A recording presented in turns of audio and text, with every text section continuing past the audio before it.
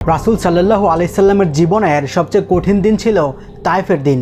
ওই দিন তায়েফের লোকেরা রাসূল সাল্লাল্লাহু আলাইহি সাল্লামের উপর এত বেশি পাথর নিক্ষেপ করেছিল, রাসূল সাল্লাল্লাহু আলাইহি সাল্লামের দেহ রক্তাক্ত হয়ে গিয়েছিল।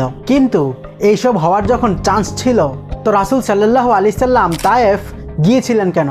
এটা মুসলমানদের ইতিহাসের সবচেয়ে বড় দিন, হিজরতের কাহিনী।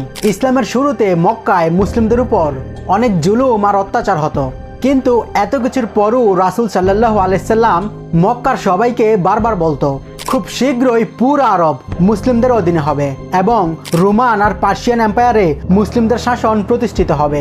এই কথা শোনার পর মক্কাবাসীরা রাসূল সাল্লাল্লাহু আলাইহি সাল্লামকে নিয়ে অনেক উপহাস করে এবং আরও বেশি জুলুম অত্যাচার করা শুরু করে। কিন্তু তাতেও রাসূল সাল্লাল্লাহু আলাইহি সাল্লামকে দমিয়ে রাখতে পারেনি, কারণ মক্কার অনেক স্ট্রং দুই ব্যক্তি সবসময় রাসূল সাল্লাল্লাহু আলাইহি সাল্লামকে সাপোর্ট করত।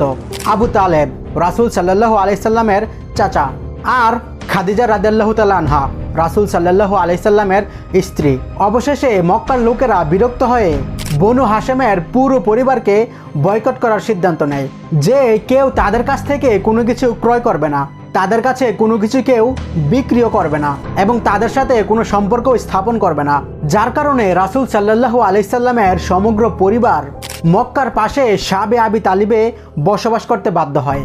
এই বয়কট শুধু বনু হাশেমের মুসলিমদের উপর ছিল না, বরং পুরো পরিবারের উপর ছিল, যার মধ্যে মুসলিম এবং কাফেরও ছিল, শুধু একজন ব্যক্তি ছাড়া, আবু লাহাব।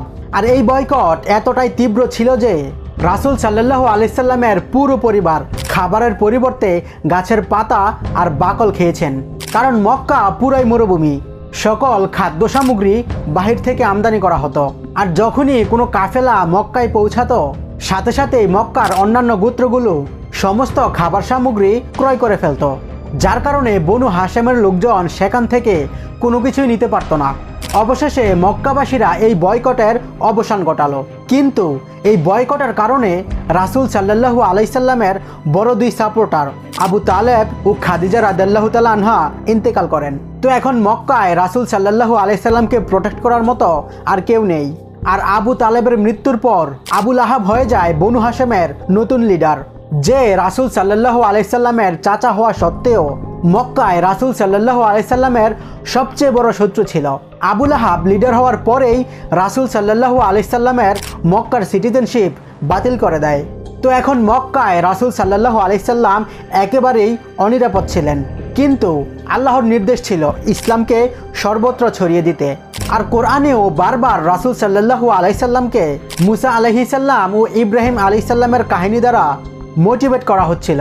অবশেষে নবুয়তের 10 বছর পর রাসূল সাল্লাল্লাহু আলাইহি সাল্লাম সিদ্ধান্ত নেন যে তিনি এখন মক্কার বাইরে গিয়ে ইসলামের দাওয়াত দেবেন এবং যায়েদ বিন হারেসা রাদিয়াল্লাহু তাআলা আনহুকে নিয়ে অলমোস্ট 100 কিলোমিটার রাস্তা পায়ে হেঁটে তাইফ পৌঁছায়। তো রাসূল সাল্লাল্লাহু আলাইহি সাল্লাম তাইফের সকল বুজুর্গের সাথে দেখা করেন এবং তাদের সবাইকে ইসলামের দাওয়াত দিলেন, কিন্তু তারা কেউই রাসূল সাল্লাল্লাহু আলাইহি সাল্লামের কথা শুনেনি। আর সবাই বলল আজকের পরে তাইফে যেন আর কোনোদিন না আসে। তাইফে 10 দিন অতিবাহিত করার পর যখন কোনো অগ্রগতি দেখা যায়নি, তখন রাসূল সাল্লাল্লাহু আলাইহি সাল্লাম মক্কার দিকে রওনা হয়।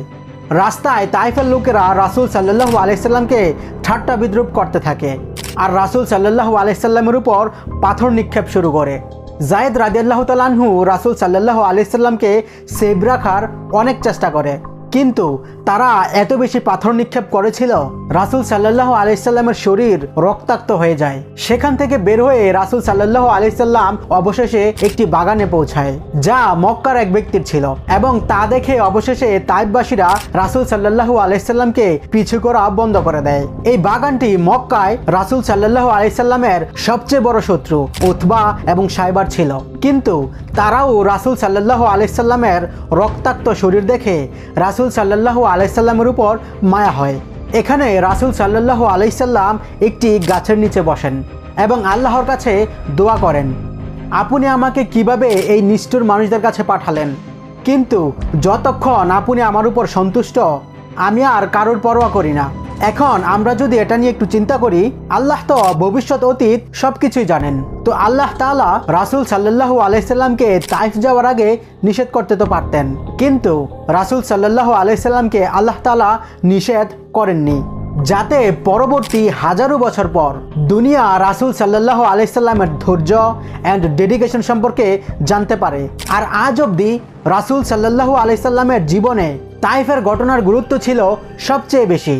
যখনই ওই কৃতদাস আঙ্গুর নিয়ে রাসূল সাল্লাল্লাহু আলাইহি সাল্লামের কাছে আসে, রাসূল সাল্লাল্লাহু আলাইহি সাল্লাম তার সমস্ত দুঃখ কষ্ট বলে তাকেও ইসলামের দাওয়াত দেয়।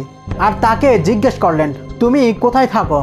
তখন সে বলল, আমার শহর নেনওয়া। তো তখন রাসূল সাল্লাল্লাহু আলাইহি সাল্লাম বললেন, ও আচ্ছা, তুমি ইউনুস আলাইহিস সালামের শহরে থাকো, তিনিও নবী ছিলেন এবং আমিও নবী। এই কথা শুনে ওই কৃতদাস রাসূল সাল্লাল্লাহু আলাইহি সাল্লামের হাতে চুম্বন করে এবং ইসলাম কবুল করে ফেলে। দূরে দাঁড়িয়ে থাকা উতবা ও সাইবা এইসব দেখে বলতে লাগলো, আমাদের এই গোলামটিও হাতছাড়া হলো। তো ওখান থেকে রাসূল সাল্লাল্লাহু আলাইহি সাল্লাম রওনা হয়। তো জিবরাইল আলাইহিস সালাম পাহাড়ের ফেরেশতাদের নিয়ে সেখানে হাজির হয় আর বললেন, আপনি শুধু আদেশ করুন, তাদেরকে এখনই পাহাড়ের মধ্যে পিষে দেব। কিন্তু রাসূল সাল্লাল্লাহু আলাইহি সাল্লাম বললেন, না, তাদের সন্তানদের মধ্যে অবশ্যই কেউ না কেউ মুসলিম হবে। এবং রাসূল সাল্লাল্লাহু আলাইহি সাল্লামের উপর এত নির্মম অত্যাচারের পরেও তাদের সবাইকে রাসূল সাল্লাল্লাহু আলাইহি সাল্লাম ক্ষমা করে দেন। মক্কায় ফেরার সময় রাসূল সাল্লাল্লাহু আলাইহি সাল্লাম রাস্তায় একদল জিনকেও ইসলামের দাওয়াত দেয় আর তারাও ইসলাম কবুল করে ফেলে। যখনই রাসূল সাল্লাল্লাহু আলাইহি সাল্লাম মক্কার কাছাকাছি পৌঁছায়, তো তিনি জানতেন তিনি আর মক্কার নাগরিক নন। তাই রাসূল সাল্লাল্লাহু আলাইহি সাল্লাম মক্কার কিছু লোকের কাছে মক্কায় আশ্রয় নেওয়ার জন্য চেষ্টা করেন, যেভাবে আজ অন্য কোনো দেশে যাওয়ার জন্য ভিসার আবেদন করা হয়। প্রথমে দুইজন আশ্রয় দিতে অস্বীকৃতি জানায়, কিন্তু তৃতীয় এক ব্যক্তি মুতাইম বিন আদি রাসূল সাল্লাল্লাহু আলাইহি সাল্লামকে আশ্রয় দিয়েছিলেন। তাইফের এমন বাজে অভিজ্ঞতার পরেও রাসূল সাল্লাল্লাহু আলাইহি সাল্লামের উপর কোনো প্রভাব পড়েনি। তিনি ইসলাম প্রচার করতে থাকেন। প্রতি বছর সারা আরব থেকে মক্কায় হজ করার জন্য হাজার হাজার লোক আসতো। তো রাসূল সাল্লাল্লাহু আলাইহি সাল্লাম শুধুমাত্র রাতের অন্ধকারে তাদের ক্যাম্পে যেতেন এবং তাদেরকে ইসলামের দাওয়াত দিতেন। কিন্তু এত কিছুর পরেও খুব কম লোকই ইসলাম গ্রহণ করে, কারণ রাসূল সাল্লাল্লাহু আলাইহি সাল্লাম যখনই ইসলামের দাওয়াত দিতেন, তখনই রাসূল সাল্লাল্লাহু আলাইহি সাল্লামের চাচা আবু লাহাব রাসূল সাল্লাল্লাহু আলাইহি সাল্লামকে অনুসরণ করতেন এবং সকলকে বলতো তার কথা যেন না শোনে। তাইফের ঘটনার পরের বছর রাসূল সাল্লাল্লাহু আলাইহি সাল্লাম যখন এই ক্যাম্পগুলোতে যান, তো সেখানে মদিনার 6 জন ব্যক্তির সাথে দেখা হয়। যখনই রাসূল সাল্লাল্লাহু আলাইহি সাল্লাম তাদেরকে ইসলামের দাওয়াত দেয়, তো তারা নিজেদের মধ্যে বলতে লাগলো, এটা কি সেই নবী যার কথা ইহুদিরা বহু বছর ধরে আমাদেরকে বলে আসছে? এখন এটা কেউ জানতো না যে বিগত হাজারো বছর ধরে মহান আল্লাহ তাআলা ইহুদিদের মাধ্যমে মদিনাবাসীদেরকে ট্রেন করে আসছিলেন। খুব শীঘ্রই মদিনায় একজন নবী আসবে। মদিনার এই 6 জন ব্যক্তি সরাসরি ইসলাম কবুল করে ফেলে এবং ফিরে গিয়ে মদিনায় ইসলাম প্রচার করা শুরু করে, যার কারণে পরের বছর মদিনা থেকে 12 জন ইসলাম কবুল করে রাসূল সাল্লাল্লাহু আলাইহি সাল্লামের কাছে আসে। আর এইভাবে ধীরে ধীরে মদিনার প্রতিটি ঘরে রাসূল সাল্লাল্লাহু আলাইহি সাল্লামের নাম পৌঁছাতে থাকে। এই কয়েক বছর রাসূল সাল্লাল্লাহু আলাইহি সাল্লামের জীবনের সবচেয়ে কঠিন সময় ছিল, কারণ প্রথমেই মক্কাবাসীদের বয়কটের কারণে শাবে আবি তালিবে রাসূল সাল্লাল্লাহু আলাইহি সাল্লামের পুরো পরিবারকে গাছের পাতা আর বাকল খেতে হয়েছিল। এরপর আবু তালিব এবং খাদিজা রাদিয়াল্লাহু তাআলা আনহার মৃত্যু। তারপর তাইফে এত নিষ্ঠুর অত্যাচার, যাতে রাসূল সাল্লাল্লাহু আলাইহি সাল্লামের শরীর রক্তাক্ত হয়ে গিয়েছিল। এবং সবচেয়ে বড় ব্যাপার ছিল রাসূল সাল্লাল্লাহু আলাইহি সাল্লামের মক্কার নাগরিকত্ব বাতিল করা। কিন্তু এই কঠিন পরিস্থিতির মধ্যে মহান আল্লাহ তাআলা রাসূল সাল্লাল্লাহু আলাইহি সাল্লামের মনকে প্রশান্তি দেওয়ার জন্য রাসূল সাল্লাল্লাহু আলাইহি সাল্লামকে মানব জাতির ইতিহাসের সবচেয়ে বড় সফর করান, 7 আসমানের সফর।